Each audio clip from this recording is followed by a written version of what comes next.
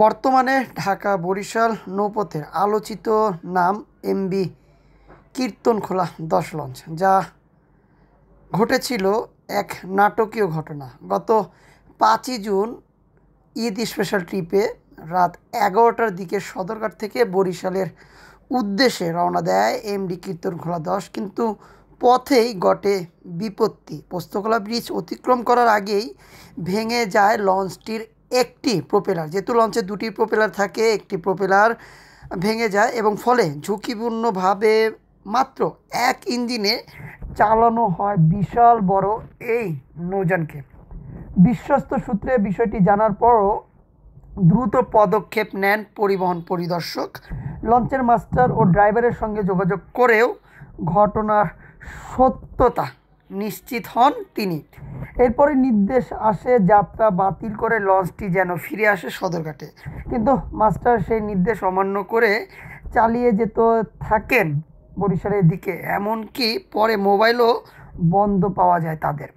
পরিস্থিতি গুরুত্ব দেওয়া দেখে বিষয়টি জানানো হয় যুগ্ম পরিচালককে। তিনি স্পষ্ট নির্দেশ দেন লঞ্চ ফিরিয়ে আনতে, কিন্তু ততক্ষণে নির্দেশ অপেক্ষা করে যাত্রা অব্যাহত রাখে কীর্তনখোলা ১০। নির্দেশ অন্যান্য ও নিরাপত্তা বিধি লঙ্ঘনের দায়ে লঞ্চটি পড়ে আইনের জটিলতায়। ৬ জুন ভোরে যখন লঞ্চটি বরিশালে পৌঁছায়, তখন অতিরিক্ত যাত্রী এবং অতিরিক্ত ভাড়ার অভিযোগে যাত্রীরা ক্ষোভে ফেটে পড়েন। ঘটনার সময় ঘাটে ঘটে আরেক উত্তেজনাকর পূর্ব। কীর্তনখোলা লঞ্চ কর্তৃপক্ষের সঙ্গে কোস্টগার্ড সদস্যের হাঙ্গামা। ওই ঘটনায় দুজনকে গ্রেফতারও করা হয় এবং বরিশালের পটুয়াখালী থানায় মামলাও দায়েরও করে কোস্টগার্ড। ফলে বিআইডব্লিউটিএ সাময়িকভাবে স্থগিত করে দেয় কীর্তনখোলা ১০ এর রুটের পারমিট। তবে জটিলতার অবসান ঘটিয়ে আবারও সার্ভিসে ফিরে আসছে অন্যতম বরিশালের বিলাসবহুল লঞ্চ এমবি কীর্তনখোলা ১০। আগামী ৮ই আগস্ট বরিশাল থেকে ঢাকার উদ্দেশ্যে যাত্রা শুরু করবে এই লঞ্চটি, এমনটাই জানিয়েছেন লঞ্চটির কর্তৃপক্ষ।